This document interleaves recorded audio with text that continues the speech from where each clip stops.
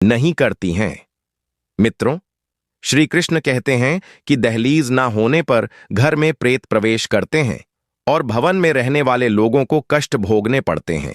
इसीलिए घर में दहलीज अवश्य होनी चाहिए। वास्तुशास्त्र के अनुसार घर का मुख्य द्वार पूर्ण रूप से बंद होना चाहिए। मुख्य द्वार में किसी भी प्रकार की दरार और छेद नहीं होना चाहिए। भवन का मुख्य द्वार बंद होने पर घर के अंदर का दृश्य नहीं दिखाई देना चाहिए और मुख्य द्वार पर छेद अथवा दरार होने से घर में नकारात्मक शक्तियां प्रवेश कर सकती हैं। दोस्तों, वास्तुशास्त्र में कहा गया है कि मुख्य द्वार टूटा हुआ अथवा दरारों वाला होता है तो उस घर में दुख, दरिद्रता और दुर्भाग्य का वास होता है। वास्तुशास्त्र के अनुसार मुख्य द्वार के ऊपर हमेशा तोरण लगाना चाहिए और मुख्य द्वार पर तोरण लगाने से अशुभ शक्तियां दूर रहती हैं और घर में हमेशा सकारात्मकता बनी रहती है। घर में कभी दुर्घटना नहीं होती है और बुरी नजर से रक्षा होती है। इसके अलावा आप मुख्य द्वार पर शुभ चिन्ह और धार्मिक प्रतीक अवश्य लगाएं, जैसे शुभ लाभ, स्वस्तिक अथवा उनका चिन्ह अवश्य लगाना चाहिए। इससे घर में सकारात्मकता बढ़ती है। वास्तुशास्त्र के अनुसार भवन के मुख्य द्वार के ठीक सामने कोई खंभा, दीवार, कोई बड़ा पेड़, पानी की टंकी आदि चीजें नहीं होनी चाहिए। यह चीजें सकारात्मक ऊर्जा के मार्ग में बाधा निर्माण करती हैं। इन वस्तुओं के कारण वास्तुवेद निर्माण होता है और जीवन में धन से जुड़ी समस्या का सामना करना पड़ता है। यह चीजें मुख्य द्वार के सामने होने से जीवन में आने वाले शुभ अवसर भी कम होने लगते हैं। श्री कृष्ण कहते हैं कि घर के मुख्य द्वार के पास स्वच्छता होनी चाहिए और नित्य घर के मुख्य द्वार के सामने जल का छिड़काव करना चाहिए और सुंदर रंगोली बनानी चाहिए। घर का मुख्य द्वार स्वच्छ होने से मां लक्ष्मी प्रसन्नता से घर में प्रवेश करती है। मित्रों, मुख्य द्वार पर जल छिड़कने का सही समय क्या होता है और सही विधि क्या होती है? तो देखिए, अगर आप मुख्य द्वार पर जल छिड़कते हैं तो आपको ध्यान रखना है कि जल आप एक दिन पहले ही, मतलब रात को सोने से पहले, एक पात्र में कोई भी आप पात्र ले सकते हैं। जैसे कि आप एक तांबे का भी पात्र ले सकते हैं। तांबे का ना हो तो आप पीतल का ले सकते हैं, स्टील का ले सकते हैं, चांदी का ले सकते हैं। जो भी पात्र आपके पास उपलब्ध हो, एक लोटे में थोड़ा सा गंगा जल डाल दीजिए और उसके ऊपर शुद्ध जल भर दीजिए। और हां भक्तों, यदि आपके पास गंगा जल ना हो तो भी परेशान होने की आवश्यकता नहीं है। सिर्फ शुद्ध जल से भी आप पात्र को भर सकते हैं और उस जल से भरे पात्र को अपने घर की रसोई में रख दीजिए। अब मित्रों, जैसे कि आप अगले दिन सुबह उठकर इस जल का छिड़काव अपने घर के मुख्य द्वार पर करेंगे। अब बहुत से मित्रों के प्रश्न आए हैं कि क्या हम स्नान से पहले यह जल छिड़क सकते हैं या फिर स्नान करना आवश्यक है? देखिए भक्तों, मुख्य द्वार पर जो सुबह सवेरे सबसे पहले जल छिड़का जाता है, जैसे कि जो रसोई में रखा हुआ जल होता है, यह एक तरीके से उपाय के तौर पर किया जाता है। भक्तों, घर में किसी भी प्रकार की परेशानी हो, किसी भी प्रकार के दुख दर्द रहता हो, गरीबी हो या फिर कलह क्लेश बहुत अधिक रहता है, मतलब किसी भी प्रकार की नकारात्मक ऊर्जा से आप परेशान हैं, बहुत समय से परेशानियों में ही घिरे हुए हैं, आपके घर में हमेशा क्लेश का वातावरण रहता है, तो ऐसे में घर की रसोई में लोटा भर के जल रखा जाता है और यही जल घर के मुख्य द्वार पर सुबह उठकर छिड़का जाता है। मित्रों, इस जल के छिड़काव से आपके घर की कोई भी परेशानी हो बहुत शीघ्र समाप्त हो जाती है। आपके घर में कैसी भी नकारात्मक ऊर्जा हो तुरंत समाप्त हो जाती है। इस उपाय को करने से आपके घर में सुख समृद्धि भी आती है, कलह क्लेश से भी मुक्ति मिलती है और बीमारियों से भी मुक्ति मिलती है। मतलब देखिए मित्रों, किसी भी प्रकार की मानसिक परेशानी हो, शारीरिक परेशानी हो, आर्थिक तंगी हो या आपके घर में कोई वास्तु दोष हो, किसी भी प्रकार का ग्रह दोष हो, जैसे कि कई बार ऐसा होता है कि कई लोगों के ऊपर कई प्रकार के बुरे ग्रह दोषों का प्रभाव होता है, जिसकी वजह से घर में परेशानियां हमेशा बनी रहती हैं, तो ग्रह दोषों के प्रभाव से भी आपको मुक्ति मिलती है। वास्तु दोष और पितृदोष भी समाप्त होता है। इसके साथ ही जैसे कि बहुत से लोगों के प्रश्न होते हैं कि उनके ऊपर किसी ने कुछ कर करा दिया है, उनके परिवार में किसी भी प्रकार की पहले कोई परेशानी नहीं थी, लेकिन अभी कुछ समय से परेशानियां लगातार आती ही जा रही हैं और कोई रास्ता नहीं मिल रहा है। परेशानी से निकलने का तो किसी के भी किए कराए तंत्र मंत्र का प्रभाव हो, किसी की बुरी नजर का प्रभाव हो, तो भी आपके इस उपाय से, मतलब इस एक लोटा जल से, आपकी परेशानी स्वतः ही कुछ दिनों में समाप्त हो जाती है। तो यह घर की सभी परेशानियों से मुक्ति पाने का रामबाण और सबसे सरल, सबसे आसान उपाय होता है जो हमारे शास्त्रों में वर्णित है। तो आप अपने घर की रसोई में एक लोटा जल रखें, रात में भरकर और प्रातःकाल जल्दी उठकर उसी जल से अपने घर के मुख्य द्वार पर छिड़काव कीजिए। अब जैसे कि बहुत से लोगों के प्रश्न आते हैं कि यह जल हमें किस समय अपने घर के मुख्य द्वार पर छिड़कना चाहिए, तो देखिए, सुबह सूर्योदय होने से पहले इस जल का छिड़काव आपके घर के मुख्य द्वार पर हो जाना चाहिए। आप चाहे इसके बाद आप शुद्ध जल से, मतलब किसी भी दूसरे जल से अपने घर के मुख्य द्वार को धोते हैं तो कोई समस्या नहीं है, लेकिन इस जल का छिड़काव घर के मुख्य द्वार पर सूर्योदय होने से पहले हो जाना चाहिए। अब मित्रों, जैसे आपका अगला प्रश्न है कि क्या हमें स्नान करके इस जल का छिड़काव अपने घर के मुख्य द्वार पर करना चाहिए या फिर बिना स्नान किए भी कर सकते हैं। देखिए मित्रों, यह जो हम जल छिड़कते हैं, मतलब यह एक उपाय होता है, तो इसे हम स्नान करने के बाद नहीं करते हैं। सुबह जल्दी उठते हैं और उठकर सबसे पहले घर की रसोई में जाएंगे। उसके बाद उस जल को लेकर आप घर के मुख्य द्वार पर जाएंगे।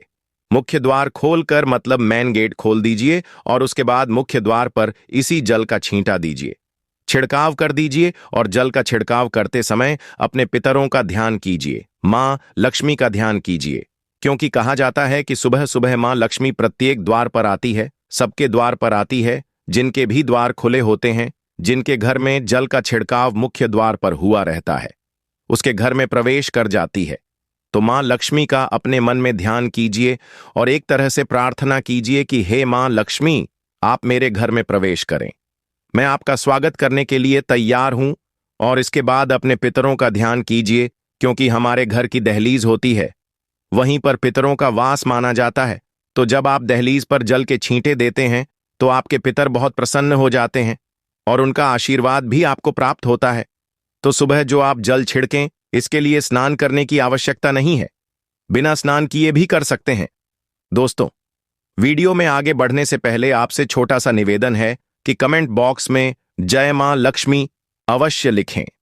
महालक्ष्मी जी, जो भी मित्रों इस वीडियो को देख रहा है, उसके घर में सुख समृद्धि आए, उसके घर में कोई भी परेशानी नहीं आए और पूरा परिवार सुख शांति से अपना जीवन यापन करे।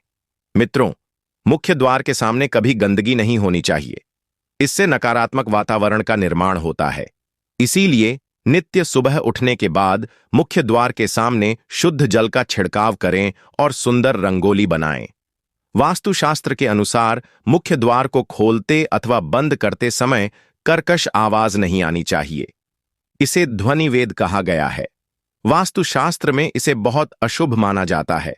मुख्य द्वार से निकलने वाली करंट कर्कश ध्वनि के कारण घर में क्लेश और लड़ाई झगड़े होते रहते हैं।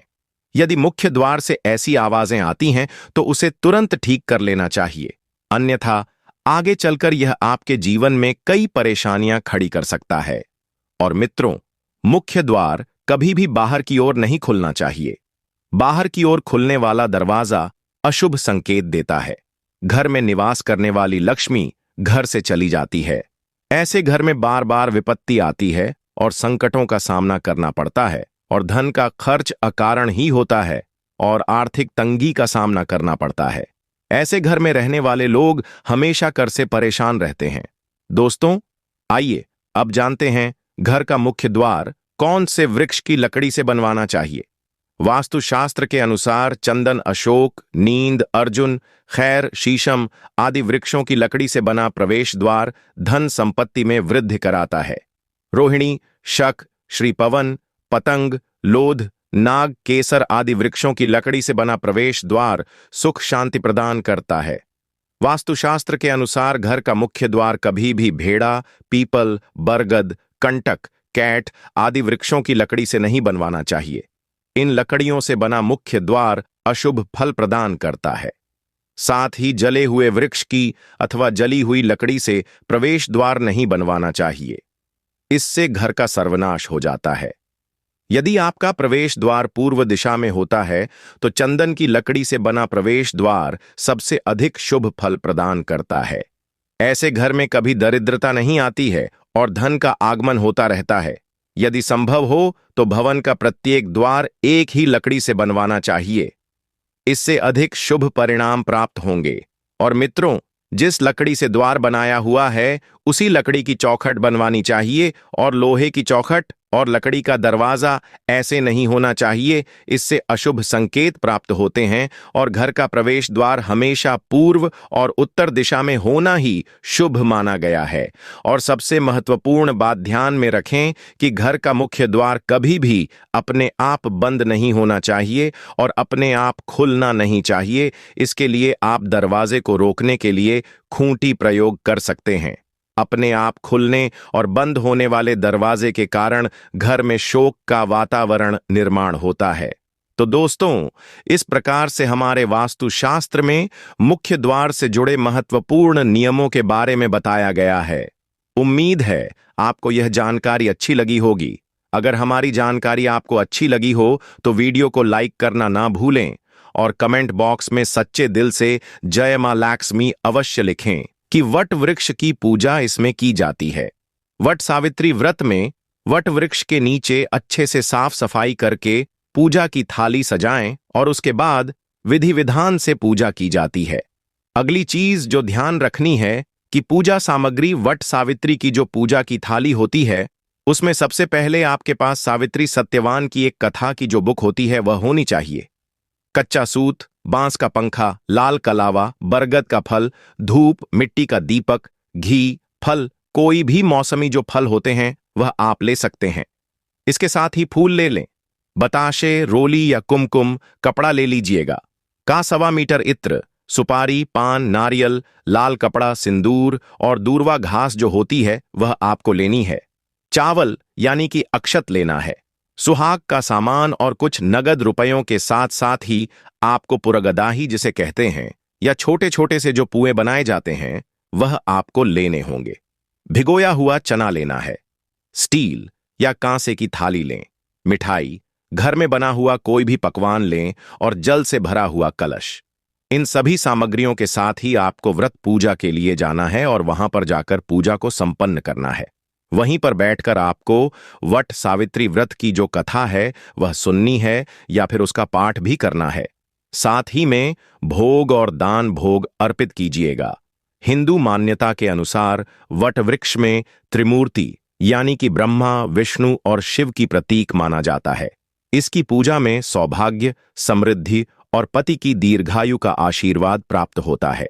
व्रत कथा के अनुसार सावित्री ने अपने पति सत्यवान के प्राण यमराज से वापस प्राप्त किए थे और उनकी दृढ़ निष्ठा, भक्ति और बुद्धि महत्व के कारण यमराज को सत्यवान का जीवन लौटाना पड़ा। यह कथा स्त्री के समर्पण और प्रेम का प्रतीक है। दोस्तों, अभिजीत मुहूर्त जो कि दिन के मध्य में आता है अत्यंत ही शुभ माना जाता है। इस मुहूर्त में पूजा करने से विशेष फल की प्राप्ति होती है। दोस्तों, शास्त्रों के अनुसार वट सावित्री व्रत को सभी तिथियों में सर्वश्रेष्ठ कहा गया है, क्योंकि इस दिन जगत के पालनहार भगवान श्री लक्ष्मी नारायण और माता सावित्री जी की पूजा करने से व्यक्ति को सभी भौतिक सुख सुविधाओं की प्राप्ति होती है एवं सभी प्रकार के रोग, कष्ट, दुख, दरिद्रता से सदा के लिए मुक्ति मिलती है। साथ ही वट सावित्री व्रत के इस दिन, अति पावन दिन पर कुछ विशेष उपाय करके व्यक्ति अपने जन्म जन्मांतर के किए गए सभी पाप कर्मों से छुटकारा भी पा सकता है। दोस्तों, वीडियो में आगे बढ़ने से पहले आप सभी से रिक्वेस्ट करना चाहता हूं कि वीडियो को लाइक कर दीजिए। साथ ही कमेंट बॉक्स में जय श्री हरि विष्णु, जय मां सावित्री तुरंत लिखिए और मैं भी आप सभी के लिए प्रार्थना करूंगी कि हे मां सावित्री, सभी के जोड़े सलामत रहे, हर पति पत्नी में प्रेम बना रहे और सभी के पति की दीर्घायु को आप आशीर्वाद के रूप में प्रदान करें। चैनल डिवाइन एनर्जी को सब्सक्राइब जरूर कीजिएगा दोस्तों, ताकि आने वाली हर वीडियो बिल्कुल मुफ्त में आप सभी को हर रोज मिलती चली जाए। तो चलिए, अब मैं आप सभी को फटाफट से बता देता हूं कि इस दिन कौन सी एक चीज हमें जरूर ही खानी चाहिए जिससे कि निसंतान को संतान की प्राप्ति हो सके और जिनके पास संतान है उनको दीर्घायु मिले। पति को हर एक कार्य क्षेत्र में, चाहे वह नौकरी हो या व्यापार में, हर जगह तरक्की और उन्नति ही मिले। बहुत ही ध्यान से सुनिएगा। देखिए, वट सावित्री व्रत की पूजा में प्रसाद के रूप में अंगूर अवश्य ही लेकर आ, क्योंकि अंगूर माता सावित्री जी को बेहद प्रिय है। और भगवान श्री हरिविष्णु जी की भी 5 प्रकार के फल, जिसमें केला, अंगूर, आम, पपीता, नारियल शामिल है, इन्हें अर्पित करना चाहिए। लेकिन यदि किसी कारणवश आप इनमें से कोई भी फल अर्पित ना कर पाएं, तो मिश्री या फिर किशमिश का भी आप भोग भगवान को लगा सकते हैं, क्योंकि जगत के पालनहार भगवान श्री हरिविष्णु लक्ष्मी नारायण आपके सच्चे भाव, प्रेम और भक्ति को देखते हैं।